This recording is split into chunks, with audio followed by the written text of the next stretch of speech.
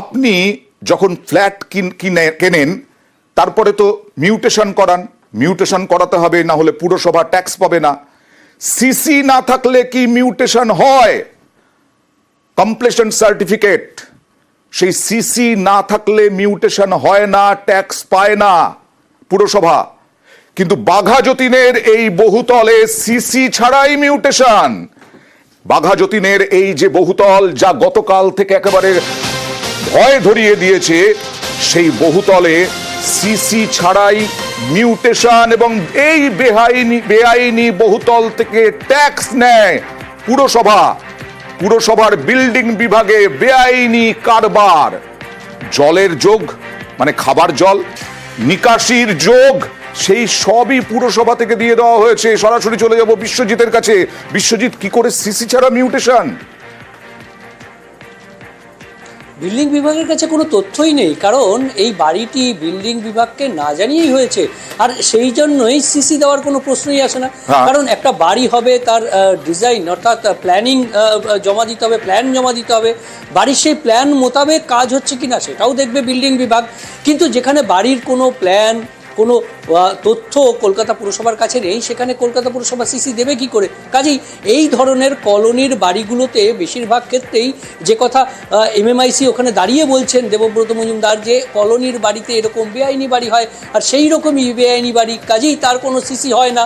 কিন্তু সিসি না হলেও কলকাতা পুরো এলাকায় যেহেতু পরিষেবা নিচ্ছে, পানীয় জল পরিষেবা থেকে রাস্তার আলো থেকে শুরু করে বিভিন্ন পরিষেবা, জঞ্জাল সাফাই থেকে সমস্ত পরিষেবা নিচ্ছে, কাজেই পুরসভার যারা সম্পত্তি কর বিভাগের যারা আধিকারিক রয়েছেন, যারা অফিসার রয়েছেন, তারা কিন্তু যে বাড়ি হোক, বাড়ির যে মাপজোক রয়েছে সেটা দেখে সেখানে কিন্তু ট্যাক্স বসিয়ে দেয়। মিউটেশনটা হলো কিভাবে? মিউটেশনটা হলো কি করে? একদমই সিসি ছাড়াই মিউটেশন, আর এটাই কলোনির বেশিরভাগ বাড়ির ক্ষেত্রে এটাই হয়ে থাকে। এই ঘটনা প্রথম প্রত্যক্ষে আসে যখন গার্ডেন নিচে হুড়মুড়িয়ে ভেঙে পড়ে বাড়ি, গত 17ই মার্চ 2024 আমরা জানি। সেই ঘটনার পর এই তথ্য নজরে আসে যে কলকাতা পুরসভার বিল্ডিং বিভাগের সঙ্গে যে অ্যাসেসমেন্ট বিভাগ, তার যে সমন্বয়ের অভাব, অর্থাৎ বিল্ডিং বিভাগ সিসি দিচ্ছে না, কিন্তু মিউটেশন হয়ে যাচ্ছে, মিউটেশন করে সেই বাড়ির সম্পত্তি কর আদায় হয়ে যাচ্ছে। অর্থাৎ কলকাতা পুরসভার দুটো বিভাগ, তার মধ্যে সমন্বয় নেই। তার মানে বিল্ডিং বিভাগে সমন্বয়ের থেকেও বিল্ডিং বিভাগে বেআইনি কারবার চলছে। একদমই, যে বিল্ডিং বিভাগের মানে অজ্ঞাত সারেই এই কাজ হচ্ছে। কিন্তু মেয়র কিছুদিন আগেই আমরা জানি যে আরও একবার স্মরণ করে দিয়েছেন যে বিভিন্ন রোস্টার ডিউটি থাকবে, বিল্ডিং বিভাগের যারা আধিকারিক থাকবেন, যারা এএসসি থাকবেন, তারা বিভিন্ন জায়গায় রাস্তায় ঘুরবেন, সেখানে বেআইনি নির্মাণ আছে কিনা, বেআইনি নির্মাণ হচ্ছে কিনা সেগুলো তারা দেখবেন, তারা রিপোর্ট জানাবেন। কিন্তু এইভাবে বেআইনি নির্মাণ যেগুলো হয়েই আছে সেগুলো দেখবে কে? এই প্রশ্নই সামনে আসছে যে কলোনি এলাকায় এই ধরনের, যেখানে কলোনি এলাকায় G+2 এর বেশি অনুমতি পাওয়ারই কথা না, সেখানে G+3 বিল্ডিং হয়ে রয়েছে কিভাবে? G+2 হওয়ার কথা নয়, G+3 হয়ে রইল, তার সঙ্গে সিসি নেই, সিসি ছাড়াই মিউটেশন, সেই মিউটেশন করিয়ে ট্যাক্স নিচ্ছে পুরসভা। বিল্ডিং বিভাগে বেআইনি কারবার, জলের যোগ দেওয়া হলো, খাবারের জল, তার সঙ্গে নিকাশির যোগ দেওয়া হলো, এবং কলোনি এলাকায় এরকমই নাকি হয়। আর সেই রকম কলোনি এলাকাতেই এই বাড়ির এই হাল, বাঘা যতীনের বহুতলের এই হাল। আর এই বাঘা যতীনের বহুতলের হারে এখন ভাঙতে হচ্ছে, এখন ভাঙছে, এখন পুরসভা ভাঙছে। এর আগে জ্যাক দিয়ে দেওয়া হয়েছিল, হালকা হেলেছিল, তারপরে সোজা করার জন্য, কিন্তু সেই সোজা করার সময় স্ট্রাকচারাল ইঞ্জিনিয়ার ছিলেন না, অদক্ষ শ্রমিকদের দিয়ে সেটা করানো হয়, আর তাতেই বিপত্তি ঘটে। নগদে হোক, লোন নিয়ে হোক, চেক দিয়ে হোক, যারা এই ফ্ল্যাট কিনেছিলেন এখানে, তারা এখন সর্বশান্ত। তারা ট্যাক্সও দিচ্ছিলেন, ভাঙার কাজ শুরু হলো। এখন কোথায় যাবেন? ধীরে ধীরে বাড়ির ফ্রিজ, বাড়ির টিভি গুলো বের করছেন। অসহায় অবস্থার মধ্যে রয়েছেন আমাদের প্রতিনিধি পারাদীপ, ওখান থেকে সরাসরি বলবে। পারাদীপ, কি বলছেন ওখানকার ফ্ল্যাটের বাসিন্দারা? তারা জানেন যে মিউটেশন, সিসি ছাড়াই মিউটেশন হয়েছে।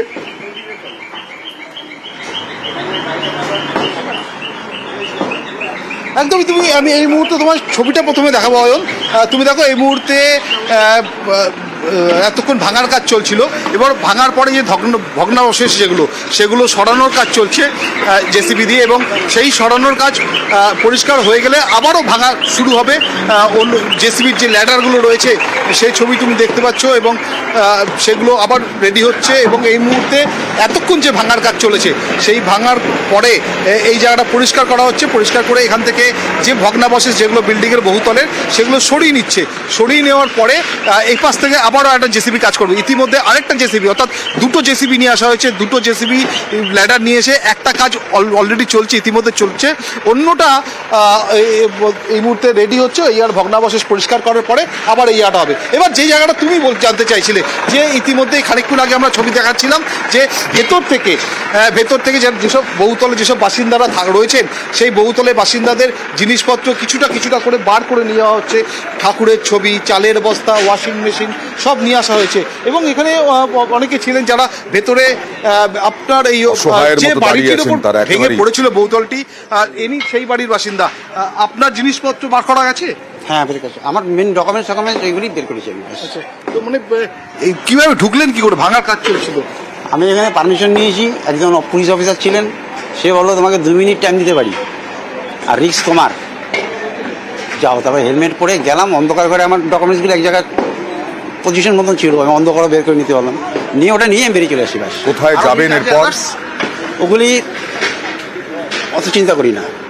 অর্থাৎ আরো এবার যে বহুতলে জিনিসপত্র বার করা হয়েছে তাদের সঙ্গে কথা বলবো অয়ন, যে যাদের জিনিসপত্র বার করে নিয়ে আসা হয়েছে। আমি দিদি আপনাকে দেখছিলাম ঠাকুরের ছবি বুকে করে নিয়ে বার করে আনছিলেন ভেতর থেকে।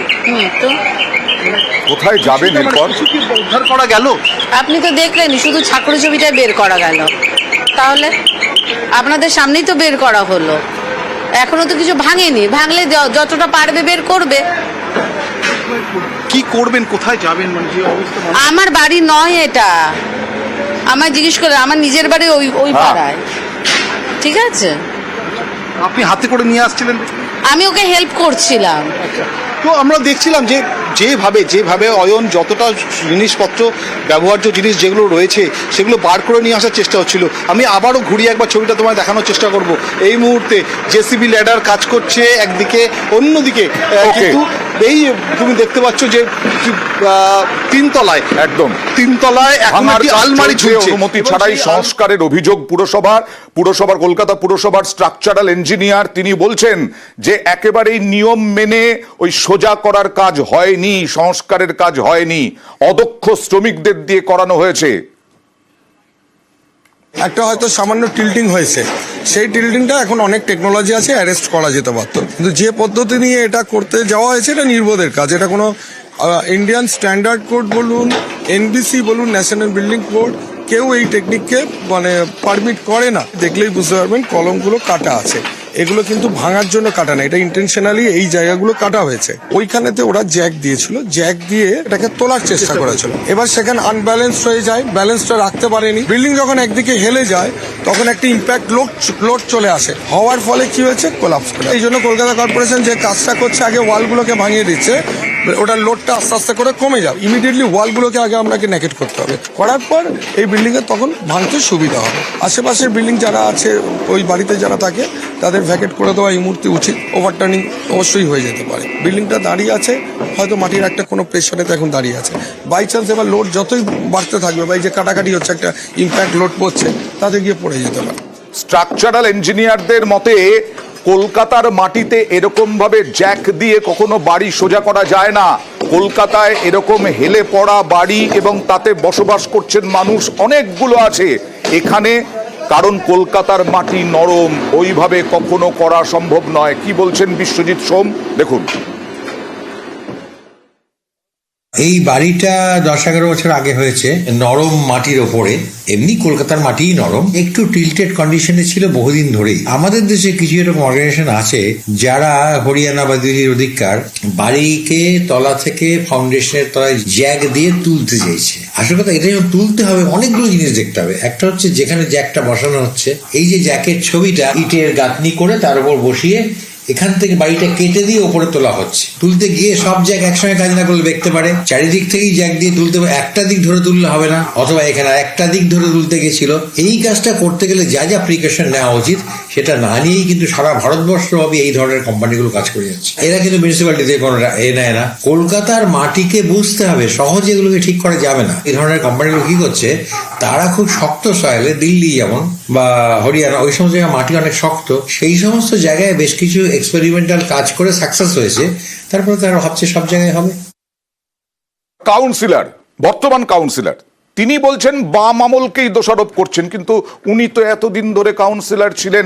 বেআইনি নির্মাণ যদি হয়ে থাকে তাহলে ভাঙার উদ্যোগ নিলেন না কেন? যদিও বাম আমলের কাউন্সিলর একেবারে অভিযোগ উড়িয়ে দিয়েছেন।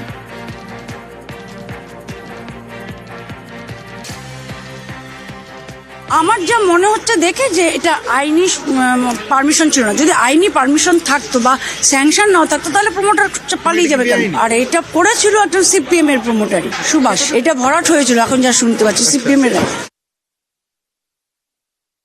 মূর্খের মতো কথাবার্তার তো কোনো উত্তর হয় না। আমি কাউন্সিলর ছিলাম 2015 সাল থেকে, এই বাড়িটা নির্মাণ হয়েছে 2012 সালে এবং হ্যান্ডওভার হয়েছে 2014 সালে। 2010 থেকে 2015 পর্যন্ত এই ওয়ার্ডের কাউন্সিলর মিতালি বন্দ্যোপাধ্যায়। বাড়িটা কবে হয়েছিল, তখন কে কাউন্সিলর? 2012-তে বাড়ি হয়েছে, 2014-তে হ্যান্ডওভার হয়েছে। তো ফলে তখন সিপিএম এর আমল কোথায়? তখন তো রাজ্যেও বামফ্রন্ট সরকার নেই।